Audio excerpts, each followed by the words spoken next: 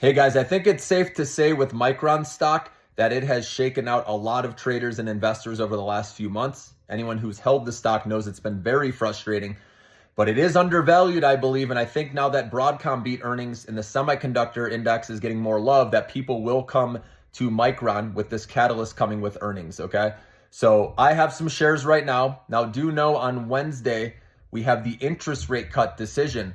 Most likely, the Fed's going to cut at 2 p.m. Eastern time. And then remember, Micron reports earnings right after market close, which will be around 4:05, 4:10 p.m. Eastern time. Okay, so it could be a bang bang situation where it gets a pop off the interest rate cut news. And if they beat and raise, it could get some love. Or it could be where it bounces or it goes up before earnings.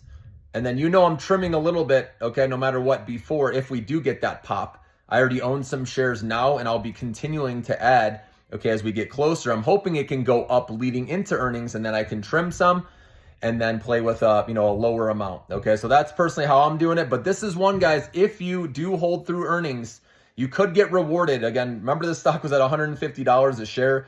I think the fair value is a lot higher than it is right now. Okay, I think 120s would be fair for the stock price. Okay, and right now it's at $102, or I forget exactly what it's at, but I could see this starting to climb going into Monday. I bet people will buy it because I'm seeing more articles now, more videos put out on Micron, how it's undervalued.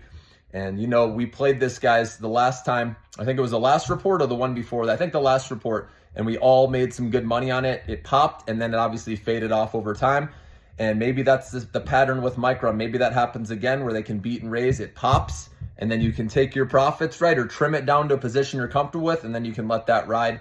Because I do think the fears over the memory chip side of things was overblown. They're thinking, you see some articles about softening demand in 2025, but I don't think so, guys. I think they're going to put those worries to rest when they report again, okay? So I have shares going into this report. Just know if you're buying before, it could be choppy because there's a lot of data reports coming out. But Wednesday's the big day.